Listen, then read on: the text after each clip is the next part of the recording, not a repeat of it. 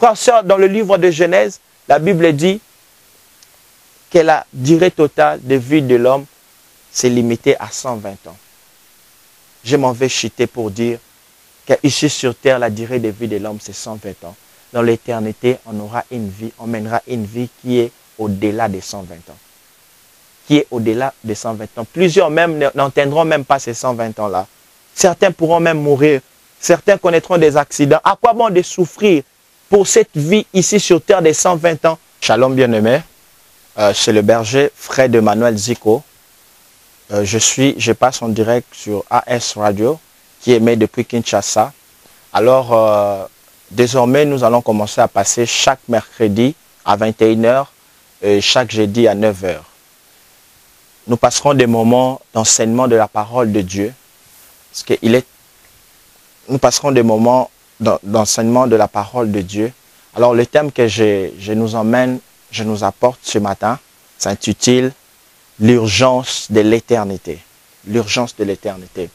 La Bible dit dans Ecclésiaste 3 que Dieu a mis dans l'homme la pensée de l'éternité. Il a mis dans chaque être humain la pensée de l'éternité, mais l'homme n'arrive pas à saisir l'œuvre que Dieu a accomplie du début jusqu'à la fin. Alors, pourquoi est-ce qu'on doit parler de ces choses dans des temps comme ceci? Premièrement, nous sommes dans la dernière génération, nous sommes ceux de la dernière génération et il y a l'imminence du retour du Seigneur. Il dit dans Matthieu 24 que tenez-vous prêts, vous aussi, car le Fils de l'homme viendra à l'heure où on s'y attendra le moins.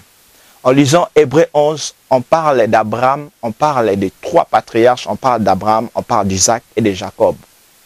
On dit qu'Abraham recherchait, je paraphrase, recherchait la cité de Dieu.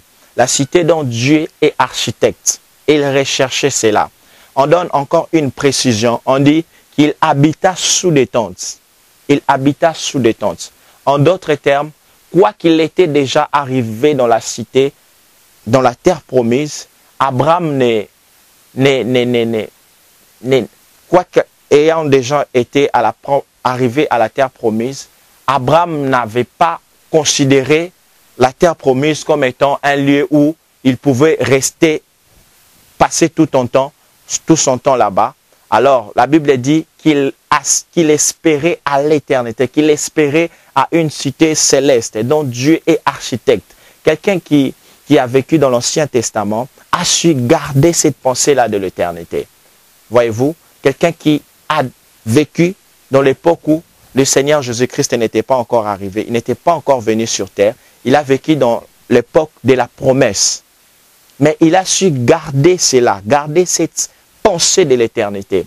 Et nous qui sommes de la dernière génération, où il y a beaucoup plus l'imminence du retour du Seigneur, et chose grave, et ce que je déplore aussi, plusieurs chrétiens, plusieurs croyants ont eu à perdre cette pensée-là de l'éternité. Alors, qui dit perdre la pensée de l'éternité, on risquerait, ou plusieurs risquent de tomber dans les pièges où Paul dit dans Romains 12, il dit « Ne vous conformez pas au siècle présent ». Lorsqu'on perd la pensée de l'éternité, on s'expose à se conformer aux choses qui se passent dans ce siècle. Voilà pourquoi mon thème de ce soir s'intitule « L'urgence de l'éternité ». Ces messages concernent les élus de Dieu, concernent des hommes et des femmes qui aimeraient passer leur éternité avec le Seigneur, qui sont conscients que quoi qu'étant ici sur terre, mais ils ont une demeure éternelle. Ils ont une demeure éternelle. Ils ont un lieu où Dieu règne. Un lieu où Dieu aimerait passer son temps avec ses fils et ses filles. Alors, la Bible donne une précision remarquable. On dit dans Hébreux 11 qu'il habita sous des tentes. Je me suis posé la question, Abraham, tu es déjà arrivé au lieu de l'accomplissement de ta promesse, au lieu où Dieu t'avait appelé, au lieu de ton appel. Tu devrais peut-être déjà commencer à bâtir. Lorsque nous lisons très bien la Bible, on verra nulle part où on donne une précision, où on dit qu'Abraham, où on dit qu'Isaac ou Jacob ont eu à bâtir des maisons. Mais on dit qu'ils habitaient sous des tentes, tous les trois. Quoiqu'ils étaient déjà riches, bien qu'ils étaient déjà très riches, Abraham, je signale qu'il possédait un très grand cheptel. Il avait des biens considérables. Mais Abraham n'a jamais battu. Isaac n'a jamais battu. Également, Jacob n'a jamais battu. Parce qu'ils avaient su conserver la pensée de l'éternité. Ils espéraient qu'il y a une cité quelque part. Il y a un endroit meilleur dont Dieu est l'architecte principal. Dont Dieu est, il est là. Alléluia. Voilà pourquoi j'aimerais nous exhorter ce soir, nous chrétiens, nous croyons, nous qui aspirons à la vocation céleste, de garder la pensée de l'éternité. De garder cette pensée-là. De garder cette pensée-là, que cela soit imprégné en nous. La Bible dit dans le livre de Jean 14, la Bible dit, là c'est le Seigneur Jésus-Christ qui parle aux disciples. Il dit, il y a plusieurs demeures dans la maison de mon Père. Il y a plusieurs et je m'en vais vous préparer une place. Lorsqu'on lit très bien ces passages, Jésus ne s'adresse pas à n'importe quelle personne. Il s'adresse aux disciples. Il dit, il y a plusieurs demeures dans la maison de mon Père. Quelqu'un qui s'apprêtait à mourir, il dit, il y a plusieurs demeures. Je me suis posé la question, Seigneur, ces demeures-là où tu nous parles, c'est en Capernaum, en Jérusalem, ou je ne sais pas moi. Et en lisant encore, j'ai pu comprendre que le Seigneur Jésus-Christ s'apprêtait à retourner dans l'éternité. Il s'apprêtait à rentrer là où il venait. Alors, lorsqu'il dit aux disciples qu'il y a une demeure dans la maison de mon Père, en d'autres termes, il voulait faire quoi? Il voulait imprégner la mentalité de l'éternité dans chaque disciple. Il voulait, quoique les disciples étant restés dans le monde, mais qu'ils aient toujours cette pensée-là de l'éternité, qu'ils comprennent que, quoi qu'ils sont dans le monde, ils sont dans le monde, mais ils ne sont pas du monde. C'est ce qu'il voulait imprégner dans chaque disciple.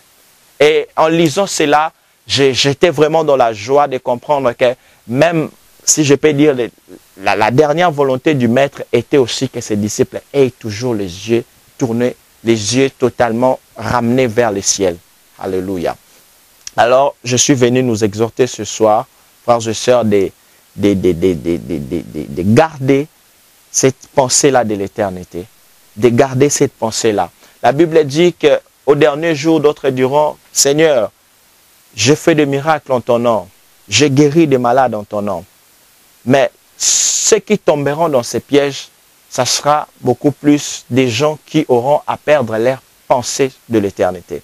Quand tu perds la pensée de l'éternité, tu te retrouveras en train de prophétiser pour des choses de ce monde, pour des biens de ce monde. Quand tu perds la pensée de l'éternité, tu te retrouveras en train d'opérer des guérisons, mais pour que les gens t'acclament, pour que les gens te donnent des éloges, des choses ayant trait à la terre. Mais quand tu gardes cette pensée-là de l'éternité, tu ne feras pas des choses pour plaire aux hommes. Tu ne feras pas des choses pour plaire au public, mais tu le feras pour la gloire du Créateur. Quand tu gardes cette pensée de l'éternité. Alors je nous exhorte ce soir à garder la pensée de l'éternité. À garder cette pensée-là de l'éternité. C'est la seule chose qui fait en sorte que chaque jour en se réveillant, qu'on puisse toujours avoir les yeux, qu'on puisse vivre tout en étant à la porte du ciel chaque jour. Vous savez, frères et sœurs, le Seigneur Jésus-Christ était descendu pour être les modèles parfaits de tous ceux qui monteront. Il était descendu pour être l'unité des Messies, pour que chaque croyant, chaque chrétien l'ait pour modèle, pour exemple. Alléluia. Lorsque nous lisons très bien la Bible, on donne une précision. On dit que l'Église de Dieu, l'Église est son corps. L'Église est son corps. Et lui, il est la tête de l'Église. Je me suis posé pourquoi on ne dit pas qu'il est autre chose, mais on donne la précision seulement du corps. On dit que l'Église est son corps et lui, il est la tête. Et plus loin encore, en lisant ma Bible, on dit encore que l'Église est son épouse. Mais j'aimerais nous dire ce soir que dans l'éternité, l'Église ne sera pas le corps du Christ, mais l'Église sera l'épouse. C'est-à-dire qu'ici sur terre, le Seigneur a mandaté l'Église pour jouer son rôle. Le Seigneur ici sur terre a mandaté l'Église pour opérer comme lui.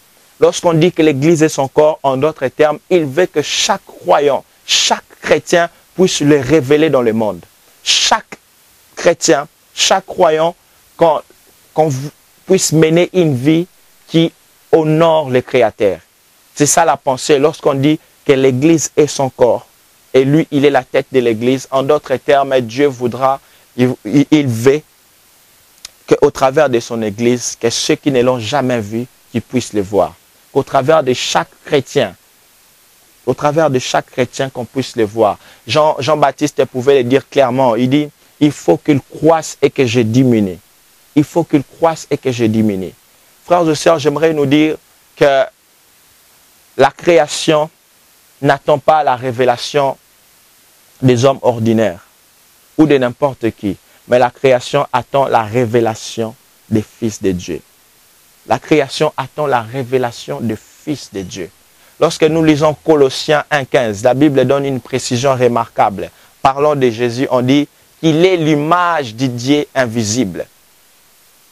Il est l'image du Dieu invisible. Le Dieu qu'autrefois on ne pouvait pas voir. Mais ce Dieu-là a habité parmi les hommes. On l'appelait Emmanuel. C'est-à-dire que Jésus-Christ, pendant les jours de sa chair, a révélé le Dieu qu'on ne pouvait pas voir autrefois. Pendant les jours de sa chair, le Dieu qui ne pouvait pas marcher avec les hommes, comme c'en était le cas en Éden, Dieu descendait chaque soir pour communier avec Adam. Et après que cette relation soit coupée au travers du péché d'Adam et Ève, la Bible nous donne encore une précision que par Jésus-Christ, Dieu a encore à communier avec sa créature. Dieu a à marcher avec les hommes parce qu'il était Dieu fait chair. Alléluia. Alors, lorsqu'on dit aussi que nous croyons, nous sommes appelés à révéler le Seigneur Jésus-Christ, nous sommes appelés à manifester Christ, nous sommes appelés à faire voir Christ par nos vies. En d'autres termes, Dieu voudrait aussi que par nous, que ceux qui ne l'ont jamais vu, ceux qui n'ont jamais vu Jésus-Christ, que par tes œuvres, par ta manière de parler, qu'on puisse le voir. Voilà pourquoi Romains 8 peut le dire clairement. On dit que ceux qu'il a connus d'avance, il les a prédestinés à être semblables à l'image de son Fils. On dit qu'il les a prédestinés. C'est-à-dire qu'en devenant chrétien, dans la pensée première de Dieu, avant la fondation du monde, Dieu se disait que par Jésus-Christ, au travers de Jésus-Christ, ou par la vie des croyants, plusieurs aussi pourront voir Christ. Frères et sœurs, beaucoup de gens ont eu à lire dans la Bible que Jésus guérissait des malades. Beaucoup de gens ont eu à lire dans la Bible que Jésus-Christ est amour. Mais dans les temps par lesquels nous sommes, les gens ne peuvent plus voir Christ. Les gens ne peuvent plus voir Christ. Mais ils peuvent le voir au travers de toi, au travers de moi. Parce que nous sommes son corps. Nous sommes son corps, nous sommes appelés à révéler Christ au monde, aux nations, des gens qui les lisent. Mais par nous, nous sommes appelés à quitter de cette dimension de lire seulement, mais que les gens aussi puissent le voir par nos vies. C'est ce que j'aimerais partager avec nous ce soir. Gardons la pensée de l'éternité. Car il y a urgence. Il y a urgence. Il y a urgence. Il y a urgence. Gardons la pensée de l'éternité. Gardons cette pensée-là. Gardons cette pensée-là. Si tu crois que tu es appelé à passer toute ton éternité avec Dieu, tu ne feras pas des choses comme tout le monde. Tu ne te laisseras pas corrompre. Tu ne parleras pas comme tout le monde.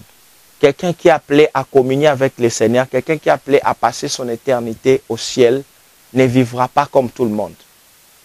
Quoique, étant dans le monde, ne se laissera pas compromettre.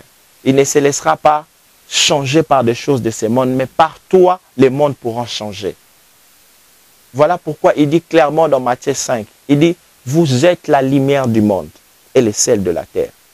Or, la lumière n'a le rôle que d'éclairer. La lumière n'a le rôle que de montrer la direction. Quand il y a les ténèbres, la présence de la lumière est là pour révéler chaque chose telle qu'il est. Et lorsque Christ dit que nous sommes la lumière du monde, en d'autres termes, il veut dire quoi? Il veut dire que chaque chrétien, chaque enfant de Dieu est appelé à éclairer, est appelé à montrer des bonnes œuvres. Partout où tu es, frère, sœur, tu es appelé à te distinguer, à ne pas faire de choses comme tout le monde. Tu es appelé à révéler ton maître par ta vie de bonnes qualités, en menant une vie de très très bonne qualité. La vie chrétienne ne se vit pas à l'église seulement, mais la vie chrétienne se vit dans les universités, à l'école, dans le lieu de travail. Parce qu'on ne dit pas que nous sommes la lumière de l'église, mais la Bible donne une précision claire. La Bible dit que nous sommes la lumière du monde. C'est-à-dire que la vie chrétienne, à part le fait qu'elle doit aussi se vivre à l'église, mais d'abord, la vie chrétienne est faite pour se vivre en dehors de l'église, afin d'influencer ceux qui sont en dehors de l'église d'entrer, afin d'influencer ceux qui ne connaissent pas Dieu, qu'ils reviennent à la maison. Ainsi, frères, sœurs, ce soir, je nous exhorte encore une fois à garder la pensée de l'éternité. Ceux qui l'ont perdu, de soupirer, de demander à Dieu, Seigneur, redonne-moi encore cette pensée-là. Redonne-moi encore cette conscience-là de l'éternité. Que je ne vive pas comme une personne qui est en balade sur terre. La Bible dit que nous sommes des pèlerins, que nous sommes des passagers. Jésus dit, ils ne sont pas du monde, comme moi aussi je ne suis pas du monde. Il dit que nous ne sommes pas. Tout chrétien ne doit pas se limiter seulement à être chrétien, mais on doit arriver à un moment où on doit être des disciples. Souvenez-vous, dans Matthieu 28, il dit clairement, il dit, allez, faites des nations des disciples. Il ne dit pas de faire des nations de fan club. Il ne dit pas de faire des nations des ouvriers des églises, mais il dit de faire des nations des disciples. Pourquoi cette précision? Parce que Jésus-Christ savait que les dernières personnes dont il a eu à parler, à s'adresser concernant l'éternité, c'était les disciples. Il ne s'était pas adressé à n'importe quelle personne. C'était aux disciples qui disaient que je m'en vais vous préparer une place. En d'autres termes, il veut dire quoi? Si ce sont les disciples qui ont entendu mes dernières paroles, ce sont eux aussi que je viendrai prendre. Or, qui dit disciple dit des gens qui entraient aussi dans la communion avec le Seigneur Jésus-Christ. Souvenez-vous, la Bible dit qu'aux uns, il a parlé en parabole. Mais aux disciples, il faisait quoi? Il venait et il interprétait. Il donnait chaque signification de parabole. Alléluia. Ça, c'est l'une des particularités d'être disciple de Jésus. Il y a des choses que Christ ne dira pas peut-être clairement aux gens, mais les disciples auront toujours une meilleure part. Les disciples bénéficieront toujours d'une certaine particularité. Ainsi, je nous exhorte d'abord, si nous voulons passer notre éternité avec le Seigneur, devenons aussi des disciples du Seigneur Jésus-Christ. Parce que la Bible dit que tout disciple accompli est comme son maître. Les disciples ne se limitent pas à rester disciples, mais un disciple, un vrai disciple, imite toujours son maître. Quand son maître n'est pas là, le disciple connaît toujours les formules du maître. Il connaît toutes les tactiques que le maître emploie. Il connaît à la lettre et il les pratique.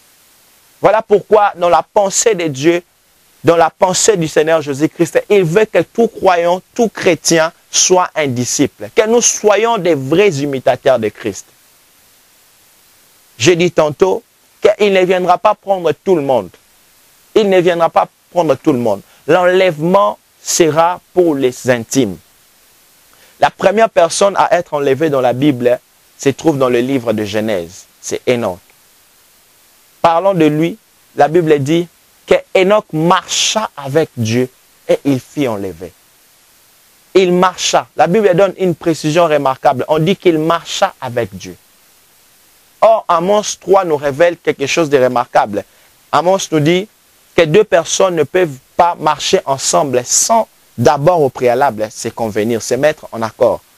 C'est poser des bases. C'est dire comment est-ce qu'ils vont marcher. Alors, lorsqu'on dit que Enoch marcha avec Dieu et il plut à Dieu, Dieu l'enleva, en d'autres termes, on veut nous dire quoi?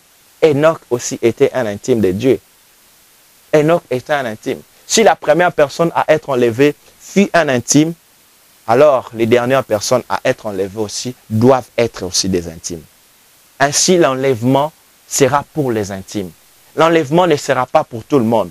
Paul dit clairement, il dit, d'autres seront sauvés, mais comme par les faits.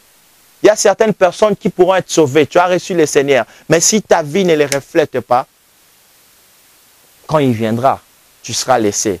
Mais il y aura encore une possibilité pour toi d'être sauvé en passant par la grande tribulation. Alors je nous exhorte ce soir de garder la pensée de l'éternité, d'être toujours, de garder cette bonne conscience-là de l'éternité, afin que quand le Maître reviendra, que nous ne soyons pas du nombre de ceux-là qui vont rester, mais que nous soyons comptés parmi ceux-là qui seront partis avec lui, qui assisteront à la noce de l'agneau, aux noces plutôt de l'agneau. Gardons la pensée de l'éternité, frères et sœurs. Gardons cette bonne conscience-là de l'éternité. Ne la perdons pas, gardons cela. Gardons cela. Si nous aspirons à la vocation céleste, gardons cela. Ne perdons pas la conscience de l'éternité. Que des choses de ce monde, que des choses que nous vivons, de bonnes opportunités, que des choses merveilleuses de ce monde ne nous troublent pas. Ne détourne pas nos yeux du Créateur, ne détourne pas nos yeux du ciel. Ici sur terre, nous sommes des passagers. Nous sommes des pèlerins. Abraham, la Bible dit, quoique étant déjà dans la terre promise, mais il continuait toujours à habiter sous les tentes. En d'autres termes, il avait toujours une pensée derrière sa tête. Il se disait que Dieu pouvait m'emmener quelque part. Dieu pouvait m'emmener quelque part où lui-même est l'architecte. Dans une cité éternelle. Dans une cité où il y a des fondements éternels. Abraham, quelqu'un qui a vécu dans l'Ancien Testament. Quel défi, frères, sœurs, que cet homme nous donne. Quel défi. Quelqu'un qui n'a jamais vu Jésus-Christ. Il n'a jamais entendu parler de Jésus.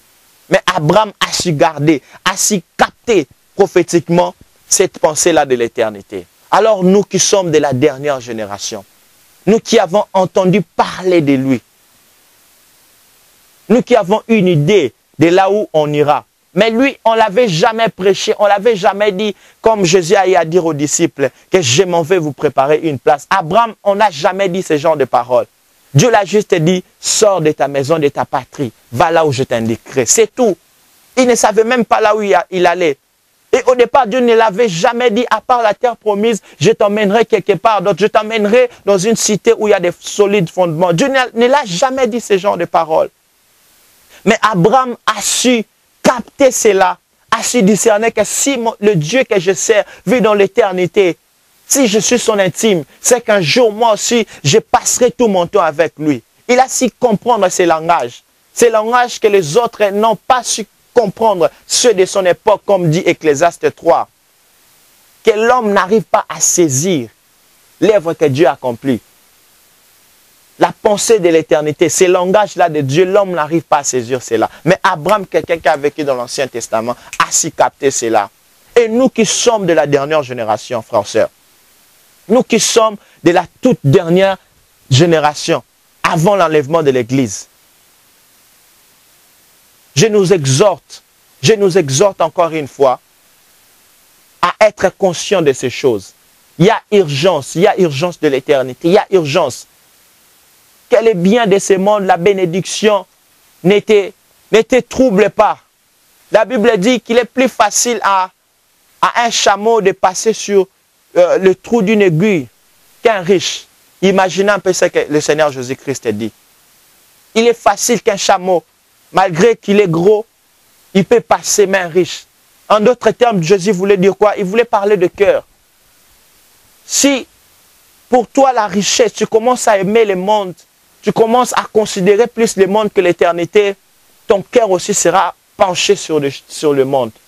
Ainsi, tu ne pourras pas comprendre, tu ne sauras pas comprendre ces langages-là de Dieu par rapport à l'éternité. Frères et sœurs, dans le livre de Genèse, la Bible dit que la durée totale de vie de l'homme s'est limitée à 120 ans. Je m'en vais chuter pour dire qu'ici sur terre, la durée de vie de l'homme, c'est 120 ans. Dans l'éternité, on aura une vie, on mènera une vie qui est au-delà des 120 ans. Qui est au-delà des 120 ans. Plusieurs même n'atteindront même pas ces 120 ans-là. Certains pourront même mourir Certains connaîtront des accidents. À quoi bon de souffrir pour cette vie ici sur terre des 120 ans? À quoi bon de se préparer, de préparer beaucoup plus, de mettre l'accent sur ta vie d'ici bas? Alors que dans l'éternité, tu passeras tout ton temps. Comment tu te prépares pour ton éternité? C'est au-delà des 1000 ans, des 1 million. C'est au-delà, c'est une vie qui n'a pas de fin. Comment tu te prépares? Comment tu te prépares? Je nous laisse avec ces paroles. Réfléchissons. Prions.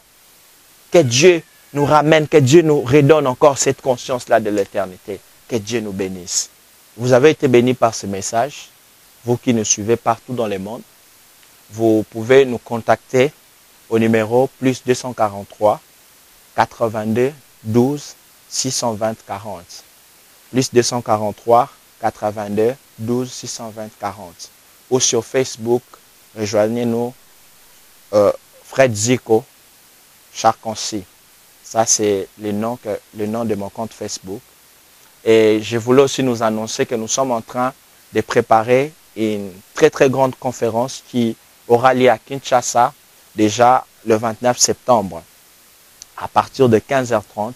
Cette conférence s'intitule Eternity Conference, c'est-à-dire la conférence sur l'éternité, où nous aurons à parler d'un thème formidable, d'un thème qui ramène nos pensées vers le ciel, une demeure éternelle. C'est le thème qu'on aura à exploiter ces jours-là. Alors nous sommes tous invités de partout. Venons écouter ce que Dieu a à nous communiquer, ce que Dieu a à nous dire par rapport à l'éternité. C'est une conférence qui sera plus axée sur l'éternité. Une conférence dont nous visons à ramener les cœurs du peuple vers Dieu. Les cœurs des croyants, des chrétiens vers Dieu. Alors je nous invite de partout, venons. Venons, Dieu ne manquera pas à nous faire du bien en tout cas. Le 29 septembre, un jeudi à 14h30. Venez nombreux de partout, invitez plusieurs personnes. Il y a déjà des affiches qui circulent sur Facebook. Et vous allez le voir. En tout cas, si vous tombez sur une affiche du 29 septembre de Eternity Conference, ne manquez pas à partager cela à vos amis. Si vous êtes en dehors du pays, invitez vos frères, invitez vos sœurs. Dites-les de passer. En tout cas, Dieu nous fera énormément du bien. Dieu nous fera énormément du bien. Invitons un grand nombre de personnes. Venons écouter la pensée de Dieu pour cette génération. Venons écouter la pensée de Dieu pour l'Église. Venons écouter la pensée de l'éternité. Que Dieu nous bénisse.